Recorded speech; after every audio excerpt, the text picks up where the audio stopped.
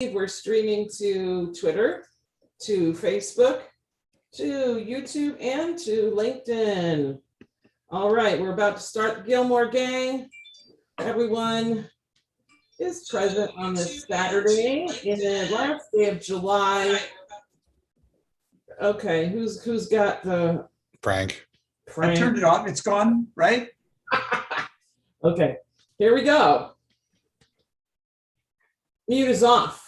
And we're going to go in 3, 2, 1, and. Hi, Steve Gillmor here. This is the Gillmor gang. Joining us from Massachusetts is Dennis Pombriant. That would be me. Hello. Hi, everybody. Hello. All right, we'll do a take two. I need to restart, please. Two. Takes two. Okay, can you give me? Yeah, I get it. I get it. I get it. Three more and we're Dave Brubeck's song. Five. Mute is off. Oh, Mute is off again, and we're gonna go in 3, 2, 1, and. hi, Steve Gillmor in slow motion. Thank you. Long enough for a lower third, and now we start the show. This is the Gillmor gang. I'm Steve Gillmor, and now we're going to talk to from Massachusetts, Dennis Pombriant. Yes. Hi, Steve. Hi, everybody. It's nice to be here today. Yeah, hi, Brent. And yeah, so there. Excellent. And you were waving at Brent Leary in Georgia. Yeah, that's me. Yep. How's that going, Brent? The Georgia thing. Oh, I thought you were talking about being Brent Leary. Georgia, just keep your mask close to you. Isn't there some legal shenanigans going on down in that state? When is there ever no legal shenanigans going on in that state? Okay. Well, we're going to count on a report from you. Okay. You can count on whatever, but I'm not going to get it. In other words. All right. In the state of Washington, which is not the city of Washington, that's Michael Markman. How do you do? This is the state of Washington, where it is a little bit overcast. My background photo lies. Okay. And just back from the sunny state of Mexico is Keith Tier. Welcome, Keith. I'm happy to be here. You can see how flushed my face is with being exposed to Del Sol. Wow. Hey, Keith, I wanted to just ask you real quick. Did you see Ted Cruz? Did I see Ted Cruz? Is that Ted, Cruz, as No, in? It's Ted Cancun Cruz. I did not see Ted Cruz, but I wasn't trying very hard. I don't think there were any power outages in Texas. There's no reason for Cruz to be there. Well, there's power outages in a number of hard. states, actually. And rounding out the gang from New York is Frank Radis. This is my swan song from the Big Apple today. Hello, guys. How are you? Oh. Hello and Yeah. goodbye. And Yeah. how, Dad? Well, look, I've said before, I don't want to sell this place, but I don't really have a need for it anymore. And it just feels like, if I don't need it, why keep it? It's just something, it's just an albatross. I love it, but I have to sell it. So I'm out of here. And London awaits. London awaits. I've got 2 apartments there to sell, one of which we've already sold. And so as soon as I'm no longer a land baron, I'm going to buy a nice flat and live comfortably until, whenever. Wow. Cheery thought, yeah. Even Hey, you Brent know what? welcome I'm now. a realist. I want to be comfortable and I just want to be fat and happy. My wife won't let me be fat, but she probably won't let me be happy either. Now that I think about it. Luckily, she's not watching. Oh my God, I hope not. That's Okay. enough. Okay, there you go. You got enough for a lower third? A very lower third. Yeah. That's what she said. Okay, so Wow. let's look at the list. Okay, so I don't know. I got two things. Just saying. That's what she said. This is high stakes poker, audience. Oh, listen, I At this win. I moment, win. the show could go in one of two I win. directions. Dead air is my friend. I don't care. Yeah, go ahead, Frank. So YouTube is worth more than Netflix, and mainstream media is getting they're in a lot of crosshairs right now for the way that they've been covering the Delta variant. Let's go to that one. Yeah, that one's first on the list. Yeah, it just seems to me like here's what I don't get. They've been talking, everyone in every strategy meeting has been talking about how to cover this story, how not to get wrapped up in the misinformation, how to try and at least, without saying put a spin on it that will encourage people to get vaccinated. That's pretty much what they're saying, except for the three outliers, Newsmax and OAN or AON and Fox, although maybe even less Fox now than ever before. But the mainstream media is getting nailed for this, and they, as rightfully they should be. And I know they talked about this. I'm not quite sure how this ended up happening. Probably because, it's the same, if it bleeds, it leads kind of mentality. Yeah, I have, and that's my theory. My theory is clickbait is its own dynamic. Headlines have to be dramatic, and people read headlines and not stories. So when you have information that is nuanced and careful, you can't slam it into a headline, especially if you're trying to get people to click on that headline. Well, but they're also, I think, because I've noticed in a number of American newscasts that I've been watching, where the large graphic is a clickbait headline, and the content of the spot is not necessarily a clickbait headline. So it seems to me that those are the kinds of little things that mainstream media could avoid. They could, but they're all in a race for viewers and clicks and eyeballs, and news is a strange business. It's not just news; it's also marketing. I spent, well, as you know, I spent the first half of my career as a journalist and never cared about the marketing or the business because I was a field producer or a director. I just really cared about the product, stupidly. And until I went into my second half of my life, which was in management and marketing, which made me look back at my time as not management and marketing and go, what the hell was I thinking? So I find it fascinating that nobody knows what the hell you guys are talking about. Well, okay. Because the very people, I know what you're talking about.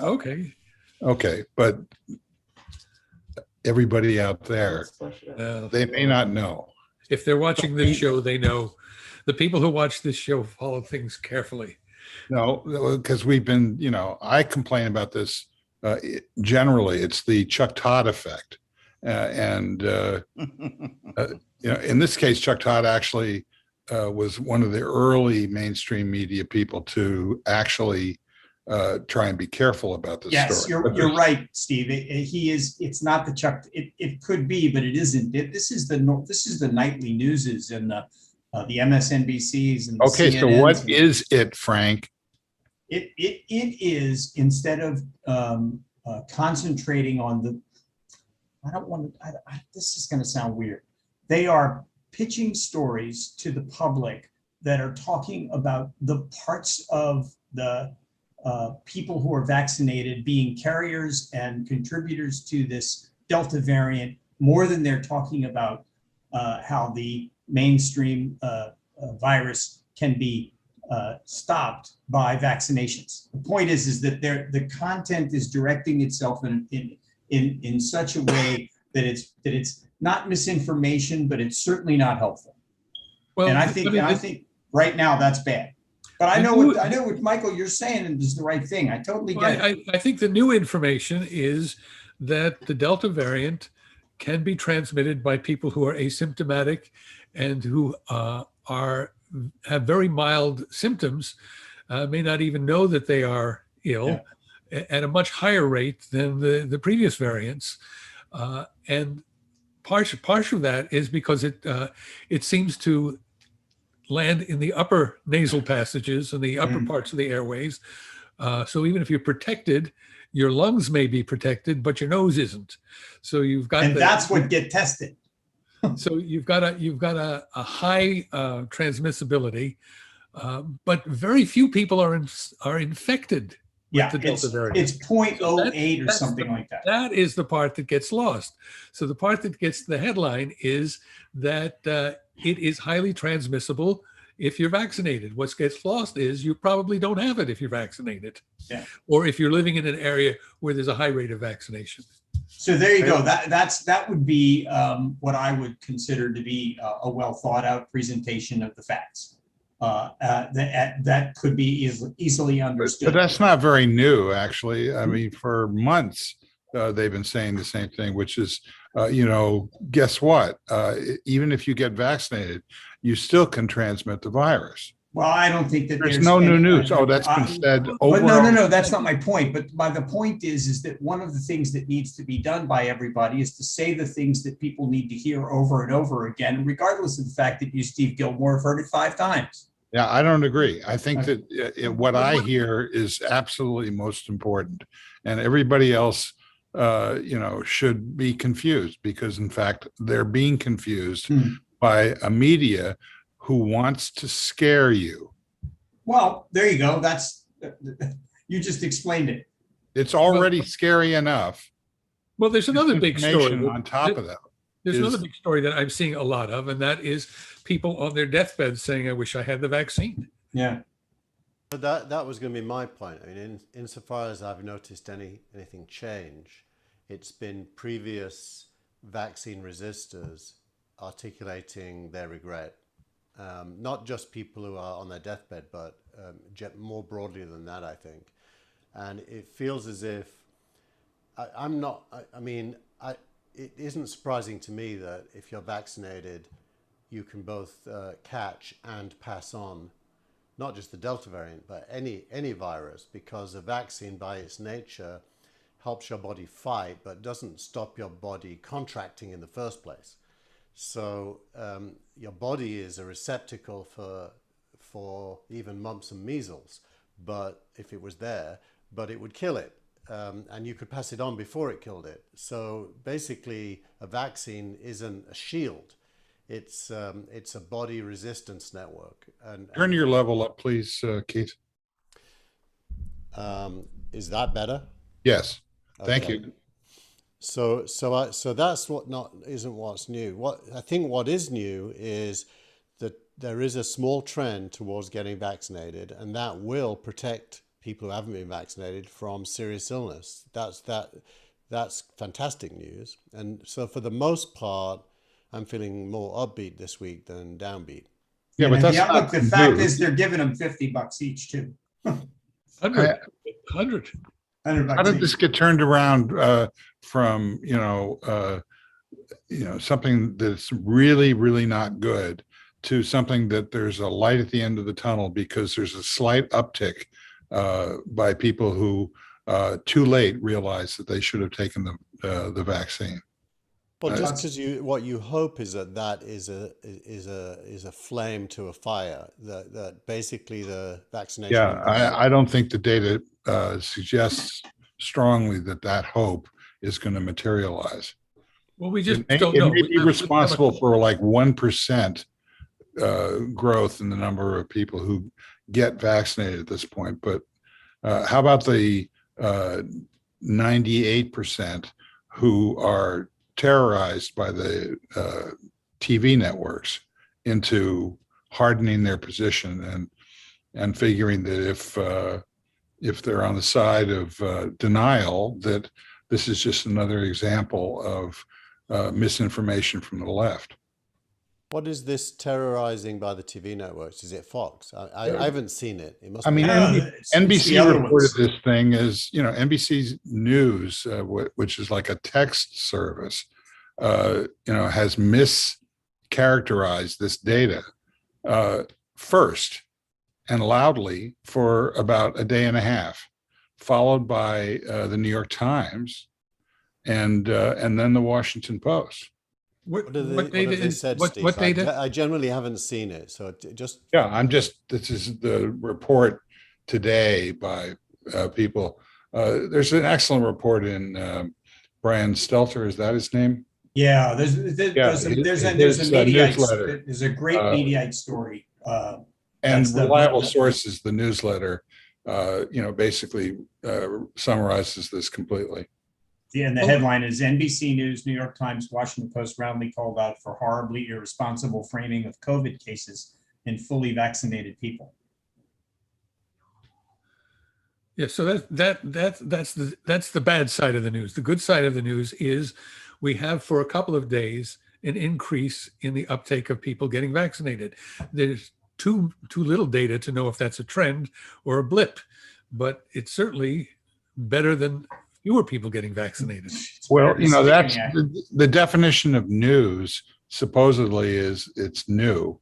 And the thing that is the news, or the thing that's very, very optimistic, is what's been true all along, which is the vaccines prevent, hospitalization and death. Well, the other thing that is news is something we talked about in the last show when we talked about the NFL, and that is vaccine mandates are coming into play, not from the federal government, but from private businesses and from municipalities and universities. People are saying, look, if you want to come here, you got to be vaccinated. If you don't want to be vaccinated, you can't come here, or you have to get tested every 2 days. All right, snap poll. Do you raise your hand if you think that the United States government will mandate vaccines within the next month? Ooh, really? That's a in good the one. federal government, Steve. Yeah, that's what I mean. Well, the federal government can. So in other words, only I think that that's what's going to happen. Well, but wait a minute, Steve. The federal government can say all federal employees, for example, and might go in that direction without saying that the entire country must do it. And that might happen within 30 days. If there's no downward trend after 30 days or 15 days or whatever they decide, then I would do this poll again and I would vote in favor of Excellent. A national mandate. Excellent. Excellent waffle. I'll put you down as a yes. As a waffler, Dennis, Well, what do you think? something you're not taking. There are two things that we're not taking into account. Number one is that Can I get your vote first, and then I voted no. I voted. there won't be any federal mandate. he pressed the no button. I say there won't be a federal mandate until FDA gives the vaccines full approval. Why is that taking so long, Dennis? I don't know. I guess they're reviewing. Well, they're not simply reviewing the data from the vaccinations. They're reviewing things like process and how the stuff is made, how it's stored, and the cold chain supply chain. And that's because these vaccines need to be very cold to be stored. So I think that's taking a fair amount of time. And yeah, it's taking too much time. Wait, isn't that only the Pfizer one? Isn't there Moderna and a couple of No, others? Moderna needs less cold, but still pretty cold. Okay, Now, so there's so now you basically said no, it's not going to happen until, and then you gave a date. So I'm going to put you down as a yes. No, Now, you had 2 points. You said 30 days. You can argue with me, but I've already done it. You said 30 days. So I'm saying, well, if there's approval Fair within enough. 30 days, then yes. Fair So enough. Why is it that this is? Oh, wait, I crazy? wanted to hear what Dennis wanted to talk about after I insisted on the poll. There was a second point I was going to make, and I have to do this delicately. The CDC is using a report out of Massachusetts of an outbreak in Provincetown, in which something like 75% of the people who were tested positive for COVID had very mild symptoms or no symptoms, but they still had COVID in their nasopharynx. And then another 25%, some of them were hospitalized, I guess. The thing that's not being said, and I say this delicately, but as a scientist, I would like to know, is how many of these people in either category were immunocompromised. And the reason that it becomes important is that Provincetown, Massachusetts is a well-known mecca for gay people, people who practice alternative lifestyles. It is reasonable to ask if some of those people are on immunosuppressive drugs or drugs to suppress the AIDS virus. And until we have that piece, I think it's a lot more tricky to make any pronouncements about national mandates. So Dennis, I'm sorry, Steve. This has been bugging me for a long time. So all of these vaccines are out there. They've all been used. Everyone is saying that without these vaccines, you'll suffer more. There's a supply chain. They've figured out how to deal with the cold. They've had since 8 months, 7 months. That just seems to me, that the FDA ought to say, because let's go ahead and approve this, because I bet you anything, once it's approved, a lot of those people who are waffling will also take the drug. I think that's something that's a missed opportunity. I think you're right. Okay, Brent Leary, what's your, you said no as well? Well, I just didn't do anything because I didn't, you said raise your hand if you're. Right. Yeah. So that's a no. So you I didn't raise my indicated no. hand, so, yeah. Are you in agreement at all about any of these future projections related to full authorization of the vaccines? Even if Biden said do this, there's going to be so much backlash in court files and all this stuff. By the time they actually gets, actually implemented, it will be out of the pandemic at that point. So. Well, I don't think he can do that though, because that would put his political imprint on it. It's got to be, they have to do it on their own. Actually, there may be some back channel. I don't see that happening. Well, there is the hypothesis that if he mandates it for the armed services, that the armed services will transmit the idea that it's safe back home. And in a lot of cases, back home is a red state. I don't see that. I mean, it's all politics. Even if the military is forced and it works great and they say, hey, look, it's great. These people still, they don't want to be forced. They don't want to make it sound like, well, we're giving in. We're losing the fight. We surrender. These folks don't want to surrender. And it's not surrendering to a person. It's surrendering to a pandemic. They don't even want to surrender to a pandemic because it makes their side look bad. I'd rather be dead than look bad. I don't get it, but that seems to be the point here. Well, it's not going to happen until the vaccine is fully approved. Dennis, you make a good point there, though. I don't know if you've ever experienced all of the vaccines that you get when you go into the military. You even experience a whole bunch of them before you even set foot in basic training. Right. And I would venture to say that pretty much nobody knows that's getting them what it is they're getting anyway, but they're mandated. Right.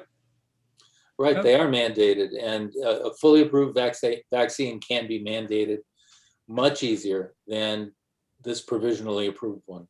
Unfortunately. One thing to realize about the mandate is that the mandate, in order to make a mandate work, you need to cross some kind of border or boundary where you say, do you have a vaccine? You can come in. or not. Nobody's going to come to my house to find out if I'm vaccinated. But if I want to enter a university or go to work for a certain company, they might ask me if I'm vaccinated. So, I don't even know what it means to say that there will be a federal mandate, unless, you need some place where you inspect people. And you're not going to go to house and give people shots. That'll never happen. So it's a question of these boundaries, of these things that you might want to do that you'll be prevented from doing if you don't have the vaccine. Well, Okay, so hang on a second. I just want to get this poll complete. Keith? So last time we talked about this, I said I was in favor of a mandate, but I didn't think one would happen. I think I'm still there. It doesn't seem controversial to me that society should require citizens to be immune from various diseases that they could otherwise spread. I don't find that in any way kind of overbearing. It just seems common sense. I do accept Dennis's point that this is an emergency vaccine that hasn't yet been fully approved. So there's an element of trust in the long-term consequences of taking it that is not usually associated with a vaccine. So, but I don't think that's what will hold them back. I think it's politics. I think there's a kind of a weakness in our system where popularity appears to be an important criteria of what decisions you think are right and wrong. And I find that to be, at the very core of democracy, the desire to be popular is a weakness, not a strength. You basically have to do what's right. And then if people disagree, they can vote you out. But you should do what's right and have principles. And I think a mandate is what is right. But I think the politicians are a little bit too weak to see that through. We saw it this week with the Democrats, not to change the subject, but not voting in favor of renewing the protection for renters from landlords. There's a weakness at the core. Yeah, well, the weakness is the Congress is a do-nothing Congress and can't get anything done. But that doesn't mean that specifically that particular lack of getting it to the floor was anything other than incompetence. I don't think that it was directed. I mean, Pelosi said something to the effect, yeah, we just couldn't argue about this enough to be able to get it to the floor, which was ridiculous. Yeah. Pelosi tweeted this morning that it has to be done, after they adjourned. So I just wonder what that was all about. So the reason I brought this up is simply to suggest that at some point, Biden's rationale for being strong enough politically to survive the midterms, and by survive the midterms, meaning not losing the House and possibly gaining seats in the Senate, he's going to basically come to the conclusion that it doesn't matter how much people yell and scream about this. I think he's going to use Keith's rationale, which is it's the right thing to do.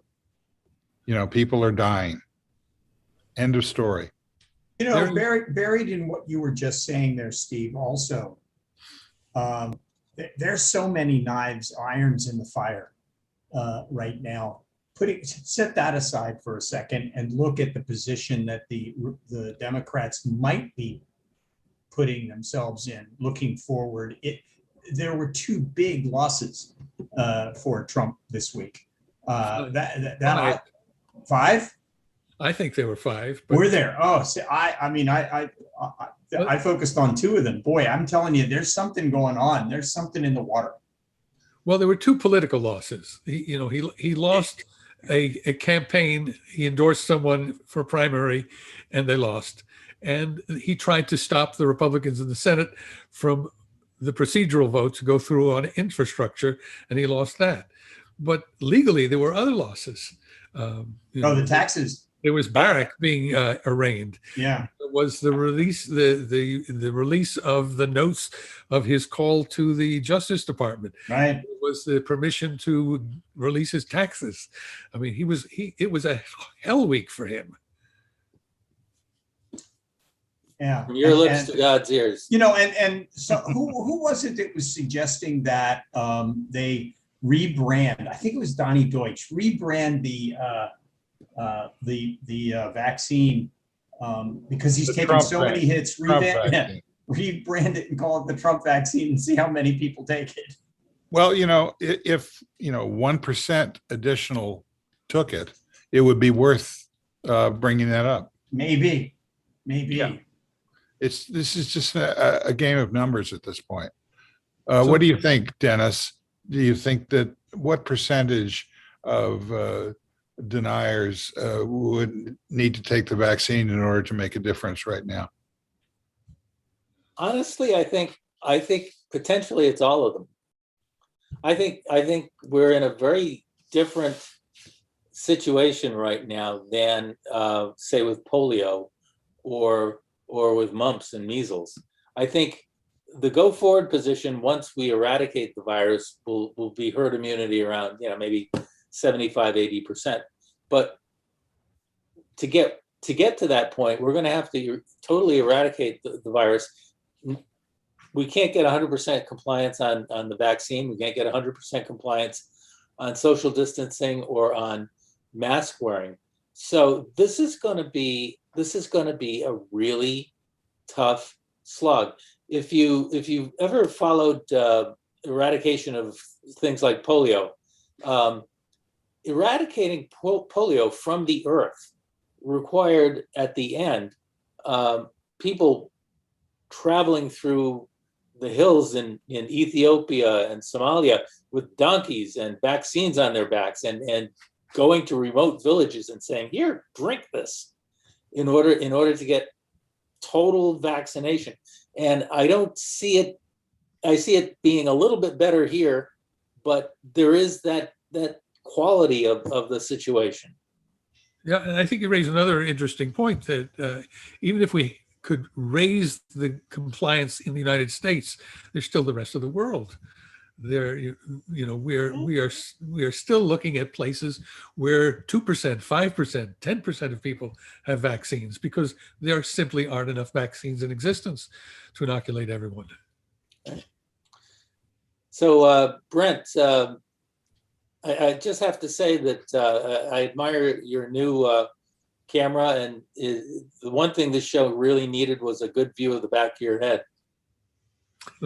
No, but see, I'm watching you guys on the big screen. I mean, does it make you guys feel bigger? No, I like that. Right at pan that camera to the right and tilt it down a little bit, please. No. Yeah, let's see what's really cool. I think we're going to have some recidivism about this. What? When you see that view, so you got Dennis. Well, see, there's a little latency. So on my laptop, you see the 6-box look. On the big screen, you see whoever is talking, and then on my little my iPad, you see all the view that I see from that third camera.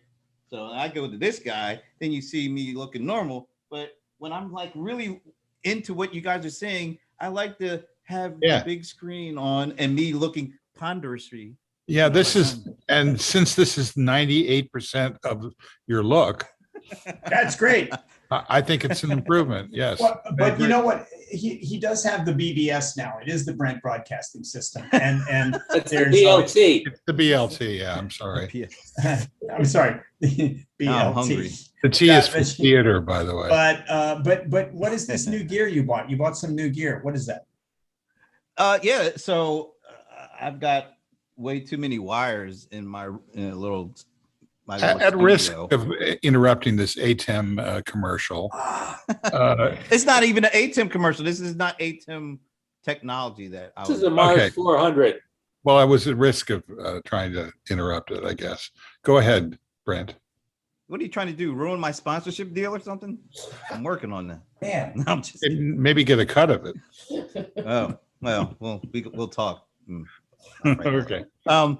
No, there's just too many damn cables and cords and stuff in here because you got to connect everything with cables and cords. So I was looking for a way to kind of decrease the amount of cables, but still allow me to have different views and so and there's usually this stuff they do it for the professionals, and that costs like thousands of dollars. And we all know I'm not a professional.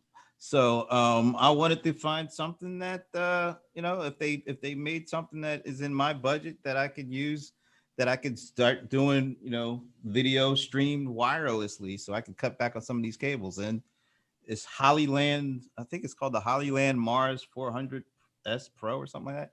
Anyway, it allows you to connect a transmitter and a receiver. So you have a transmitter connected to your camera, and you have a receiver connected to the ATEM. So they don't have to have these long cables running back and forth between the camera and the ATEM anymore. And it allows you to, start getting rid of some of these cables. So I just got the first one, and I just set it up this morning. Very easy to set up, and it works great. So I can switch right to, this view. I don't know how that's going to look. As opposed to what? Well, you can see me on one screen. I'm big because there's a lag between what's really on and what, and now I just switched to that view. Tilt down, pan right, zoom in. How come the aspect ratio is border? Oh, there. See, now you're back to 9:6. Here's a geeky question though, Brent. What is the cable connection from the receiver to your computer or to the ATEM? Is it HDMI or is it USB? Yeah, you have HDMI. Keith is desperate to try and interrupt us with his own version of the same thing. This is wide shot. Both put up your wide shots, man. We can't even see you. Just trying to narrate here. Here's my wide shot. Can we give you one of these? Hey, here's my close-up right here. When you do that and it's on my big screen, I kind of get a little frightened. But I'm just. I got a Chinese menu here. I'm gonna read it while you guys are talking. But my one is using NDI wireless cameras without any HDMI going into the ATEM. So mine is also got no wires, but also got no ATEM. So I've reduced your desk one step further, Brent. Oh my God! I still want the ATEM. I think Keith gets the gold. Brent gets the silver. No, I just disagree. What the hell did it?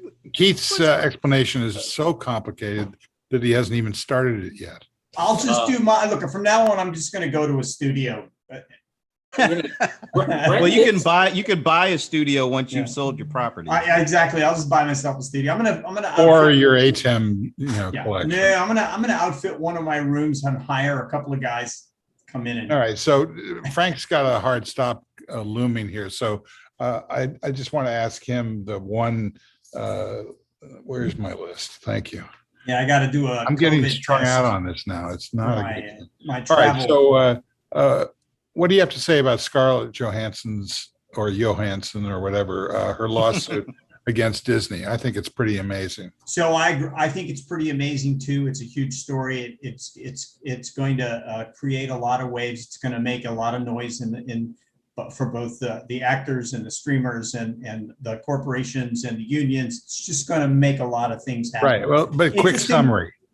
She was compensated in her deal. I'll do it. Yeah. All right. She was compensated in her deal for box office receipts, and then they went out and split the market at best, right. And lost her about $50 million, and now she's unhappy about that. So, a couple of things about that. It's going to open up. It's always a rights and clearances thing. It's always a residual thing with these guys. And the fact is, you don't know exactly what was said.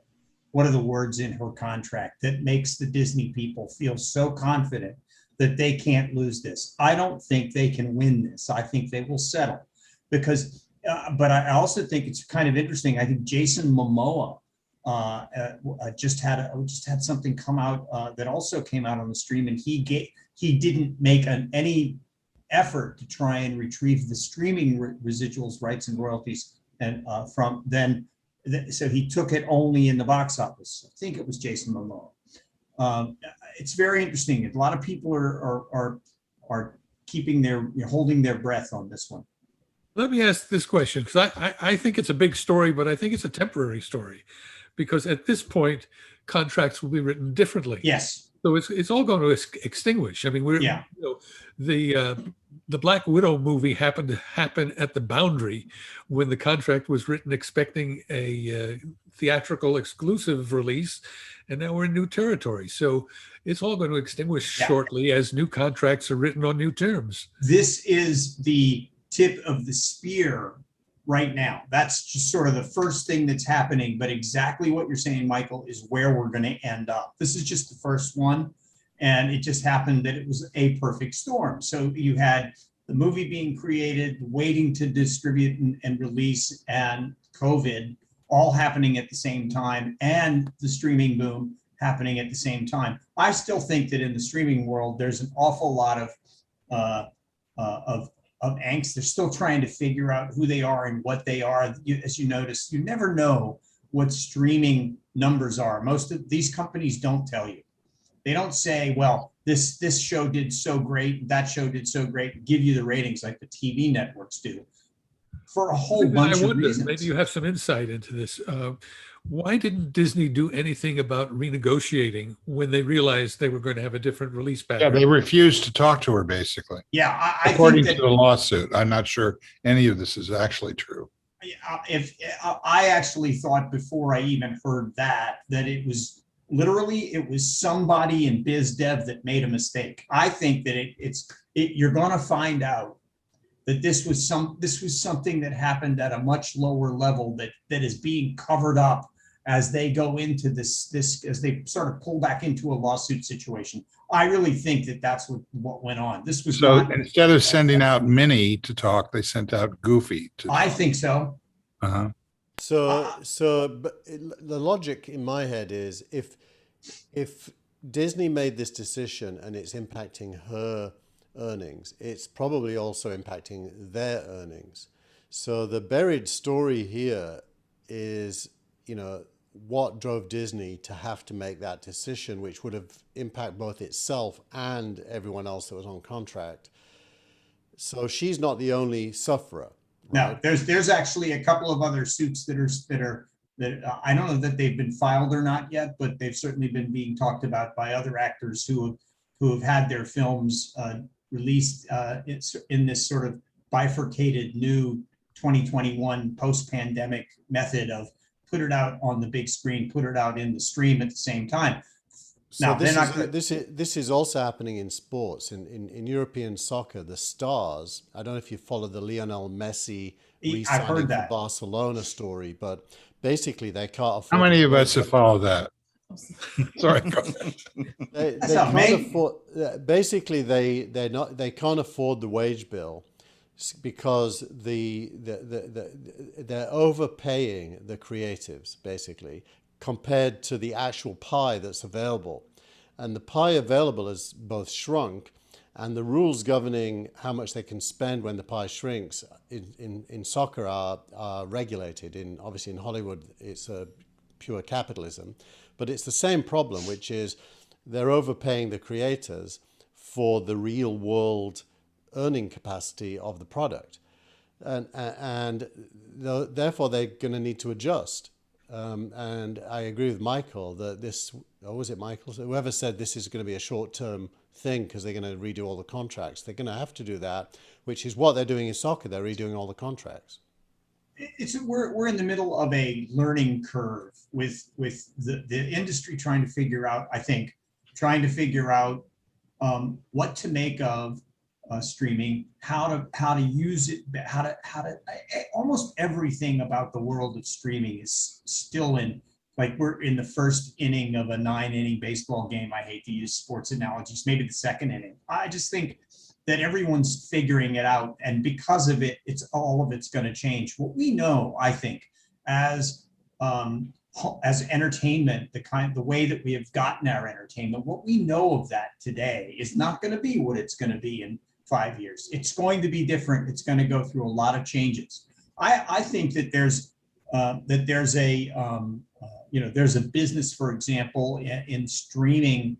So I say I've got a really good band and I'm playing a gig at the local fire department. In streaming that to a private channel that just has bands on it, So you can have well-known bands, you can have unwell-known. The point is that there's going to be other kinds of streaming and content that's going to become mainstream viewing material. And I think that there's a lot to be done out there that isn't being done yet. Can I throw out one more theory? I don't know if this is true or not. What if this movie just happens to be a bomb and she wouldn't have had the box office that she expected? And this is a wonderful way to cover that up.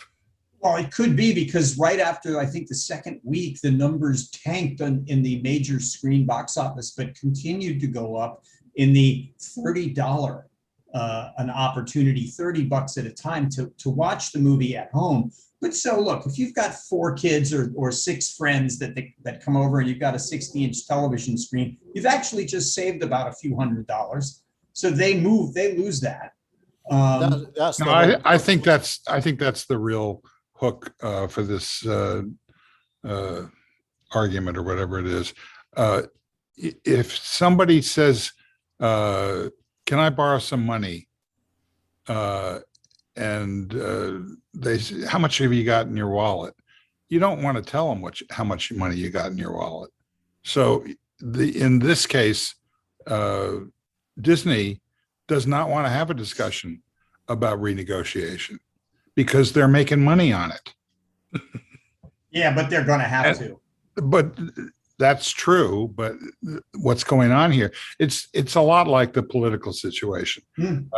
You see the incredible testimony by the 4 police in the January 6th confrontation, and then later that day, McConnell starts coming out and suggesting that he's going to vote at least for the process argument for the infrastructure bill. What's going on here?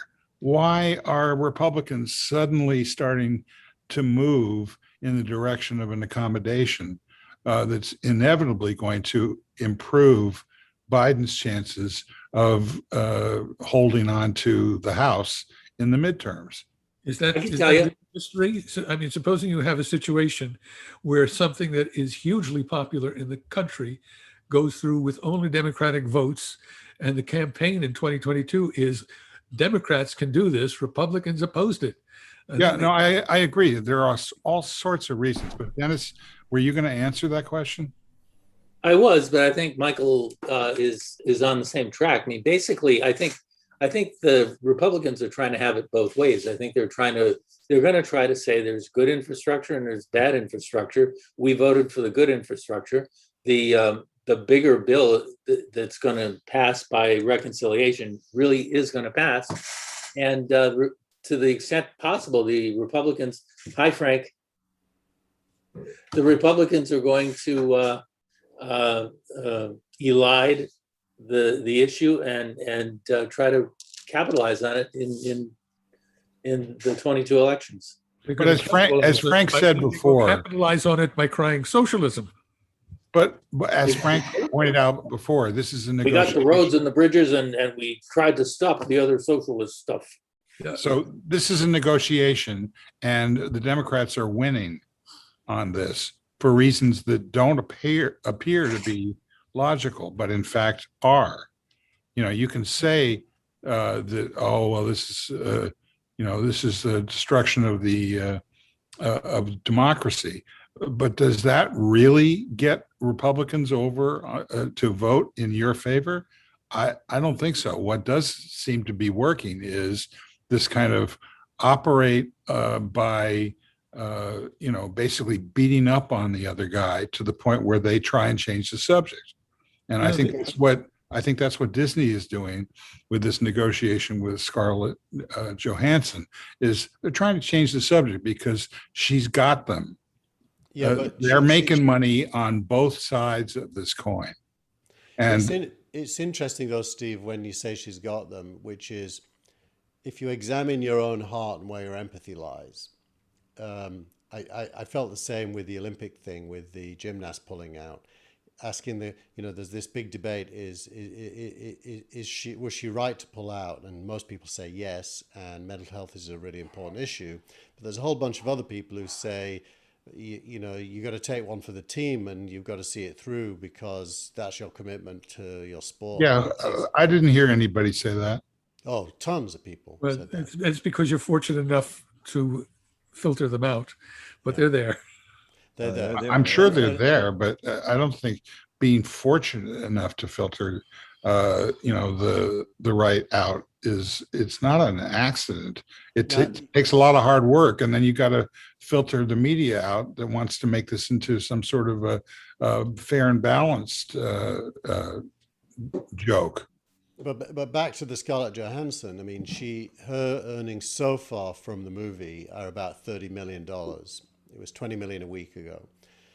It's pretty hard to feel like there's a problem, you know, when somebody is doing that well. So I think when you have a multinational corporation whose brand is happy, happy, happy, to come in and basically say, not coincidentally, women's groups are now entering this discussion. You know, now, dear, you're going to be fine. You know, I mean, come on. This is serious, hard. How many baseball players get to sign a multi-million-dollar contract when they're 40? Zero. No, all I'm saying is, clearly Disney is at fault, no question, and clearly they messed up on the contract. So I'm not trying to rediscuss rights. No, I'm not going to rediscuss that. That's not my point. My point is that Disney has got a public relations problem now, which I think the tell of that problem is that they're making money hand over fist on home viewing, which is not only not going to go away, it's going to dominate. And their big problem is they've got a lot of contracts with talent, and above the line with people that are going to have to be massively renegotiated and give them a real cut. And that's what Scarlett Johansson is doing, is she's getting out in front of that parade and saying, hey, sorry, that's not going to cut it. You know, regardless of what anyone says, what's going on with Scarlett Johansson and with Disney and with everybody else is just drawing more and more attention to the importance and power of what streaming is. But then beyond that, there's a bigger story. I don't disagree with anything you just said, but there's a bigger story, which is the total pie for consumed entertainment is going to shrink massively because of streaming. Yeah. Disney themselves will be impacted by that. Apple will be, Netflix will be. They'll own the biggest shares of it, Disney and Netflix, is my guess. But YouTube. All the other people who are at that same pond, like Peacock and the less, the less good, if you like, streaming services, Hulu, are going to have major problems. And then the people that are not even in that pond, the broadcasters and the movie studios who don't play that game, are going to have bigger problems still. So there's a much bigger... she is the kind of catalyst for a conversation that really is about how many dollars does entertainment deserve once tech makes it close to free to distribute. So before I go, I want to get back to what I said at the very beginning, and jokingly, which was that YouTube has got more value now than Netflix. I mean, so think about as I leave. Think about that. Guys, I got to go. Thank you very much. I need to go COVID test myself back to the UK. Take care. Good luck. Good luck. Thanks. Oh, I'm fine. Perfectly fine. See you from London. I'll be next week when I see you guys. I'll be back in wet London. Blighty. It's The raining London right correspondent. now. Exactly. So Thank you, people. Gangsters. Chow mein. Bye, Tina. Ta-ta. One thing, Keith, Hulu is Disney.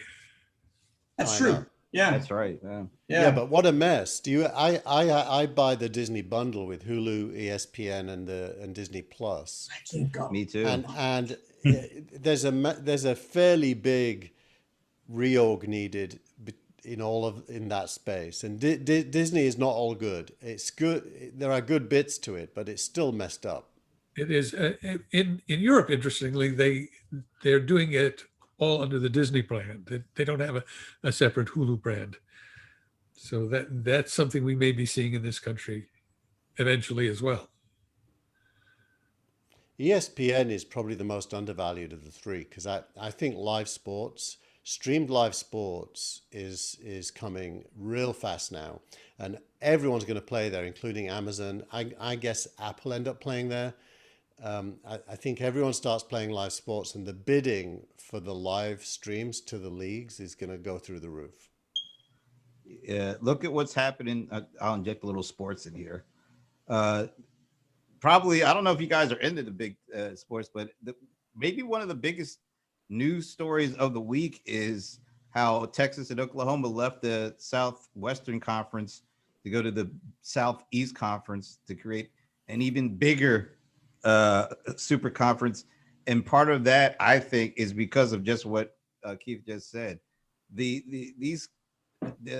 think it was ESPN had a contract with both the SEC and I think it was just the SEC. So they created this SEC network, and it was in partnership with ESPN. And this was all before the streaming took place. The University of Texas, they were so big, they were able to create their own, I think it's called the Longhorn Network. And I forget who their media partner was with that. But all this stuff happened before streaming took off. Now, just this week, Oklahoma and Texas told the Southwest Conference that they are not going to or the big, whatever it is, Big 12, I don't know what it is, that they're not going to renew. And they have already got invites and accepted invites to the SEC. So the SEC has just created the most powerful conference there is. And with all that power, guess what's going to happen?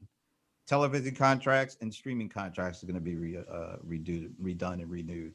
And those numbers are going to be astronomical for that organization, because they've got like 5 of the best properties in all of college sports in that one conference now.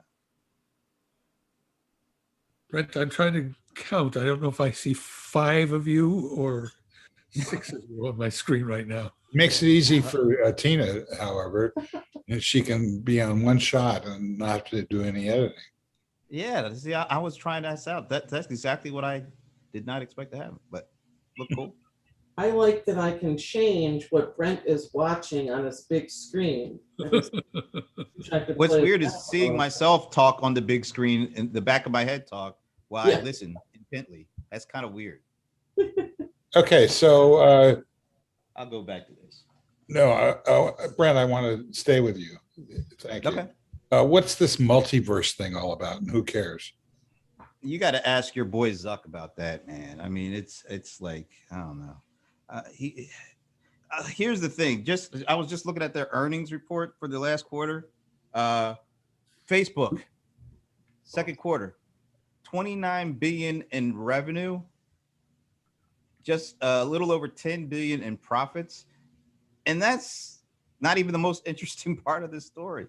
The most interesting part of their earnings report is, you remember how the big metric for websites were like monthly active users, and how people paid so much attention to monthly active users? Well, they do that. And I think the monthly active user for just the Facebook property was somewhere slightly less than 3 billion, which is an incredible number. Or I think it's maybe 2 billion or 3 billion one. Either one is. It was 2.8. 2.8. All right. Now they got a metric for daily active users. And Facebook daily active users, I don't know if Dennis has it in front, but it's somewhere in that same vicinity. And then they have another metric that they use called family, like the family monthly active users. So that's somebody is going on either Facebook, Messenger, Instagram, and WhatsApp. And I think that number is like almost is over 3. It's like 3.7 billion. That's half the world. That's more than half the world. And they're reaching that. So now it makes sense why he's talking about metaverse or whatever the hell he's talking about. He's got half the world on coming to one of those properties almost every day. It's incredible. I have to give that dude, some credit for being able to pull that kind of thing off. Because if you're able to touch half the world every day, people talk about Amazon having a lot of power. You got to look at these guys. Who has more power than that? Who's touching that many people on a daily basis? That's an incredible thing that he's pulling. That's the chart there. It's 2 billion. 2 billion. Yeah, that's the daily active. Is that just for Facebook or is that for That's just the whole Facebook. family? That's daily active Facebook users second quarter 2021. So that's just Facebook. Then they have another one that has all daily active users for the whole Facebook family of products. And that takes it to a whole, look at that. So that's daily active Facebook users worldwide. They have another one that has all, worldwide use for all the Facebook products. And that number goes up. And then the monthly ones are like 3.6 billion. It's an incredible feat when they're able to do that, touch that many people every day. You know what I'd like to know though is if they had revenues of 29 billion and they had income of about 10 billion, what happened to the other 19? I mean, it's not like they're drilling for oil or they're building factories or, punching out electric cars. Well, they're investing that in the creator economy. Oh, you should have said so. Sorry. You mean Scarlett's getting it? Hopefully. I don't know. I think the contempt in Dennis's face for a creator economy is about to rival what it was for NFTs. And the difference is, He's not really that. No, Yeah. there he's yeah, going. there's the editorial. Not funny, thanks. Is that what it stands for? I didn't realize that. So, Hey, can I bring up one more thing before we go? Because there's this one thing I put in the Telegram. I would love to, although this is not my show and I'm not a moderator of this. I just want to make that perfectly clear. Go ahead, Brent. You're moderate. So I posted a article in Telegram about Tech Dirt, and I don't know how many of you are familiar with Tech Dirt, but it's one of those online tech publications. It's been around for a while. They posted an article that said that they have gotten rid of all Google ads and tracking code on all of their pages, and they make their money, their revenue comes from ads and stuff like that. But they got tired, I guess, of Google tracking their website users, and also Google pushing back on some of their articles that were supposed to do ads and generate revenue. And so they just said, we're going to get rid of all tracking code, and we're going to try to figure out a new work with potential sponsors on new ways to monetize what they do. And I just want to hear from you guys. Do you see this as a sign of something big, a big change, or is this just one company, whistling in the wind? Keith? Well, Michael Masnick, who is the editor, has been around a long time, and it is a fairly, opinionated editorializer, I would say. So I do think there's an element here of him leading a parade that doesn't exist.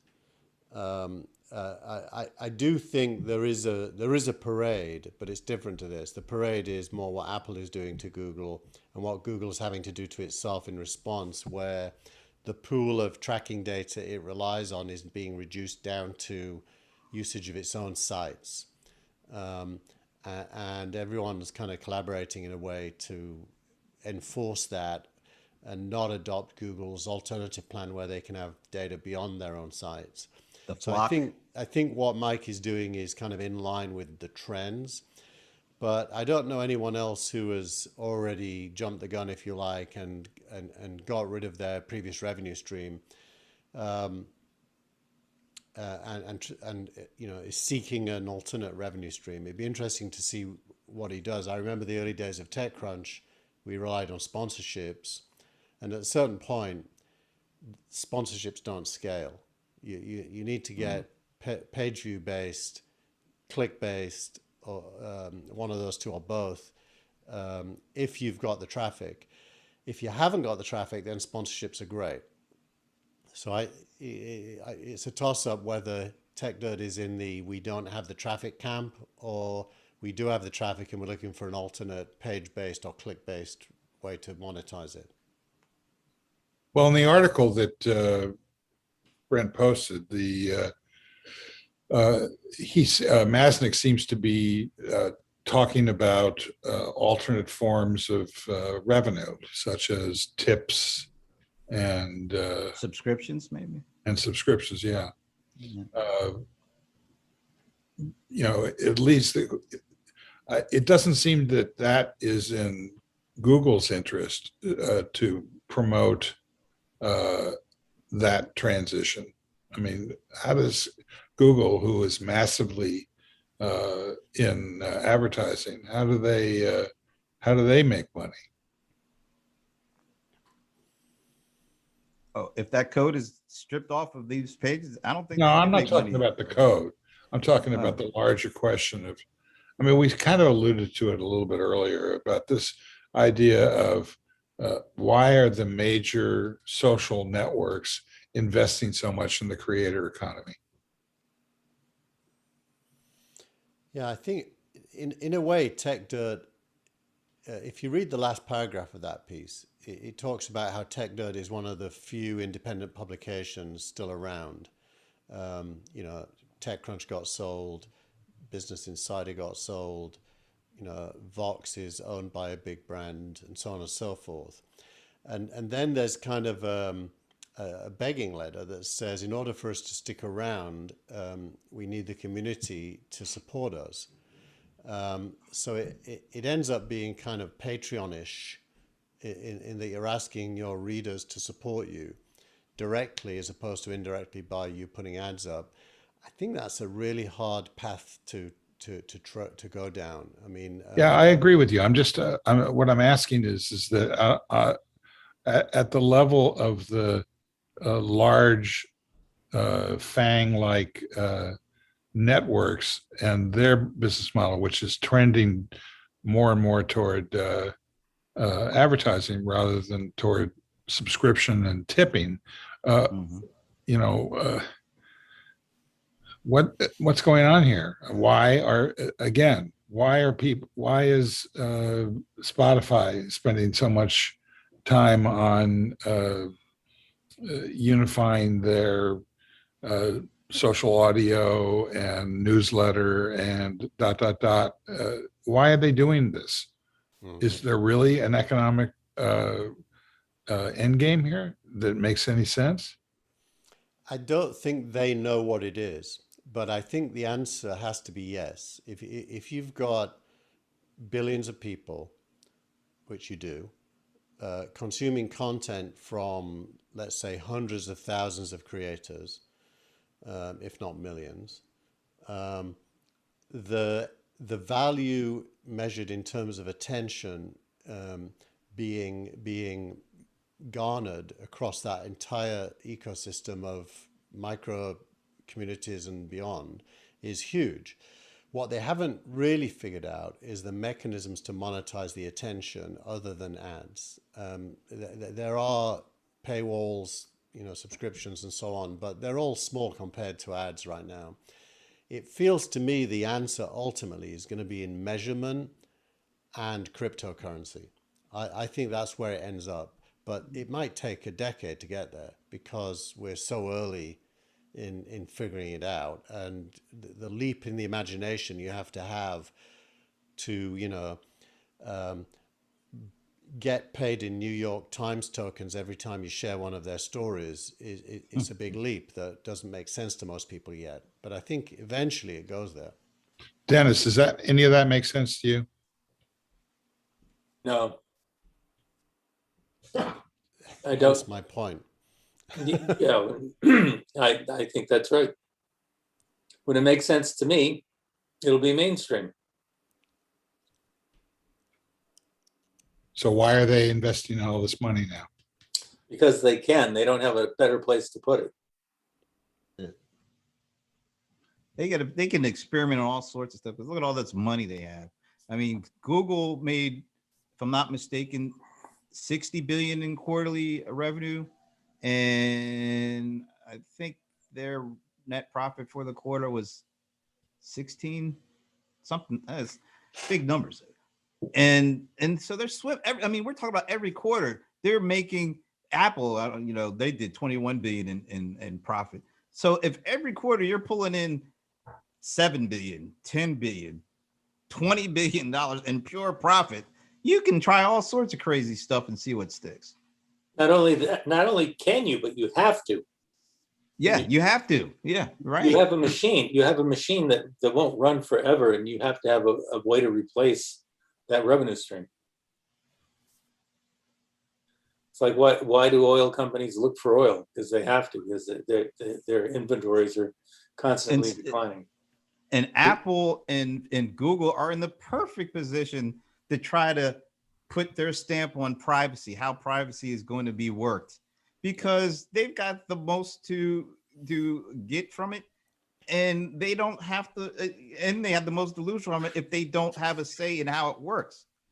So it makes sense that they're both, from their different angles and perspectives, it makes total sense that they're the ones pushing it, because they know eventually it's going to happen, and it's better for them to drive it than to be driven by somewhere else or someone else. Got to get their nose into there's the numbers, by the way. 61.8 billion revenue, 18.5 billion net income, which is pretty close to profit. Yeah. But I think the answer to Steve's question is buying attention always precedes monetizing it. So I think they're in the buying attention phase now, not in the figuring out how to monetize it phase. And if podcasts look like a lot of people are listening to them, they're going to buy podcast platforms. And if Clubhouse type stuff looks like lots of people are adopting it, they're going to buy that or build it. And they're gonna just keeping on trying to get attention. And once it's stable, they'll figure out how to monetize it. Like look at Snapchat. Snapchat stock has gone up, I think it's 300 or 400%, maybe even more in the last period, because they figured out monetization and consistent engagement. Their stock went down to $5 at one point after their $20-something IPO. It's now up, last time I looked, it was 50. I don't know what it is right now, actually. Let me check. Snapchat is at $74. And so the low was $5. That's a huge change. I have a question for this. Should Facebook be allowed to buy anything else that gives them even more, closer to 4 billion users? I mean, this, to me, it seems like once you've gotten to a certain, where you're reaching this amount of people, should they be allowed to reach 7 billion people, like almost every person in the world, through another acquisition? It seems like the acquisitions they've made have been done spectacular for them. But do they need to buy anything else to get another billion or two when you've already got close to 4 billion daily active users throughout your properties? Well, I think you have to ask yourself how many cell phones there are out in the world. I was going to say Android and iOS together, and the kind of non-American Android base in China. If you add those three together, that's everyone. Yeah, but that's not 7.5 billion people. No, because there's kids, but it's probably 4.5 to 5 billion. That's my point. There's a lot of people living on $2 a day that don't have a phone and aren't going to need Facebook. So the practical ceiling for Facebook is those people who are relatively well off enough to at least have a phone. Yeah, I think they've got 100% of the available audience outside of China. It's not simply a question of getting more people involved. It's getting a higher fraction of what those people do involved. So, Well, that's where the content comes in, Well, right? first things first. But and that's where the metaverse comes in. It's a whole new thing for their customers to be engaged with. It's not necessarily acquiring new worlds. It's just sucking more out of the time that you have Deepening the today. engagement. Yeah. The Yeah, movie exactly. Ready Player One is probably the best way to answer the question, what is the metaverse? It's a whole bunch of different technologies that allow you to live in a virtual world that is itself in the real world. So you can shop, you can browse, you can engage with people, you can communicate, you can trade in 100% digital world. Yeah, You can buy and sell property, including the not funny thanks stuff. I think it's a young person's game, but it's probably quite going to, I'm a skeptic. I think of it in the same way as I thought about interactive TV in the mid-90s. It's kind of barely doable and not very good when you do it, and therefore doesn't stick. If you could get rich by betting on, AR and VR and metaverse not happening, I'd like to get some of that. Yeah. Hey, don't be surprised if like Facebook tries to make a play for a big sports property to streaming rights, because that's what they need. They've got the people.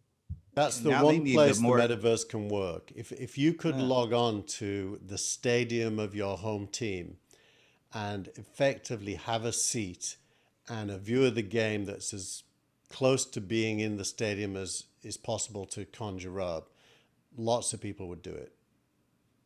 Yeah, no, absolutely. Isn't a mediated version of being in the stadium less interesting than switched camera views, where you have a really good director helping you see the details of the game? To toss I'd up. rather have that myself. There's a level of excitement about going to the game, but there's also just a level of information that you get from watching a really good TV coverage of the game. But they'll bring that together. You'll be sat in the stadium, and up above your head, like when you're in a private box, you'll have 3 TV screens, and you'll have the ability to turn on audio. It'll be all things to all people. I mean, that tech is definitely already getting to the point where it's doable. Amazon Prime is actually, when they did football last year, they did a couple of football games. They actually gave you the ability to run your own. They give you like a certain number of highlights or plays, and even while the main game was going, you could actually say, "Oh, I want to look at that play again," and so it's your choice, and you could watch it when you wanted to watch it, and even they're even experiment with how to do commercials that aren't as intrusive. But let's face it, commercials are damn commercial. I They're watched trying different ways to do that. I watched a Man United game in Mexico, and I was blown away that all the TVs around the edge of the stadium, I thought they were live TVs, but all the ads were for Mexican products because I was watching in Mexico, and so clearly in the stadium itself that wasn't true. So they already are overlaying targeted ads, Well, that's on been the going 2D. on for a long time. Yeah. Yeah. You Baseball think really you're did looking, that, you though. think you look at in-stadium ads, but in fact you're not. Yeah. Yep. Yeah, it's the same technology as, the how many yards do you need in order to get a first down? That's not on the field. It's digital. Oh, the line. Yeah, the first down line. Yeah. Yeah. All right. Well, we got to wrap this up. I say multiverse. Multiverse. Yeah, exactly. I think Scarlett Johansson is onto something. There's going to be a wave of artist level producers and executive producers that are going to harness the wave of streaming that's dominating now. I disagree with the notion that there's going to be a lot of money lost in streaming. I think there's going to be a lot of money gained in streaming. Yeah. And anybody else have any other comments before we wrap this one up, starting with Brent? I just want to send a shout out to Deanne Reed Vane because she's done some commenting there on the Facebook channel there. So thanks, Deanne. Did anybody know Deanne? Say hello. You know? Yeah, well, quite well. She's our oldest daughter's godmother. Other than that, there's just, we have a very, very large audience. Yes. Keith Cheer. I am fully saturated with content and thoughts, so I've got nothing new to add. And I'm not even going to disagree with your previous comment. Oh, it's too late. Dennis Pombriant. Maybe in the next show, Keith could explain how Hollywood is becoming socialist with the actors and producers taking over the means of production. Yeah, that I could do that. That'd be an interesting. If I can't stop him, yes, probably. That'd be very, very That's cool. interesting. Actors I of the didn't world. say Unite. that it wouldn't be. Hey, let's interesting. just do a what do you call that telephone thingy? I actually think that ultimately capitalism has to become socialism because of tech. In other words, the means of production do become free. Well, that's what Karl Marx was hoping for 2 centuries ago. Yeah. Yeah, and Groucho later. This edition of the Daily Worker. That's the most ridiculous thing I've ever heard. Okay, thank you. And Michael Markman. Well, I just have something to pass along to Keith. I went to the farmer's market yesterday, and for the first time, I saw on one of the stands, Bitcoin accepted here, Oh, as well as most other altcoins. And then there was a row of 16 logos of various cryptocurrencies. I wonder if you could say, well, since it's dropped to 30,000, can I get that newspaper for half? ooh, Steve, it's up to 41,000 today. Ooh. You haven't been looking. What time is it? No, I haven't. Okay, so So that would be the most expensive basil you ever bought. I want to thank our producer and director, Tina Chase Gillmor. Thank you. Nice show. Thank you for showing up on a Saturday. Yes. Hey, and this has been like an hour and a half. And if you notice, I've been engaged like the whole time. What's the deal, Brent? It's in the water. You must be exhausted. I want to thank Frank Radis. Hopefully he's testing negative and can go home to where he came from. So that sounded wrong somehow. Very old England. It's not what I believe. I want to thank Brent Leary. Thank you, sir. Thank you. Pleasure. I liked Saturday. It was a nice change of pace. Yeah, but try getting everybody to do it again sometime in the 21st century. Okay, thanks to Keith Tier. Welcome back. Thank you. I also got tested yesterday, and given how the Delta variant spreads, was relieved that my entire family tested negative, because there's got to be some chance that you test positive. Thanks to Dennis Pombriant. Thank you. Good to be here. I love the background there, all that art. No, those are just pictures. NFT ready. And Get my and shredder. Michael Markman, thank you, sir. Thank you. Thank you all. Thanks to everybody who showed up, and especially those who didn't. We'll see you again next time. Bye-bye. Bye-bye.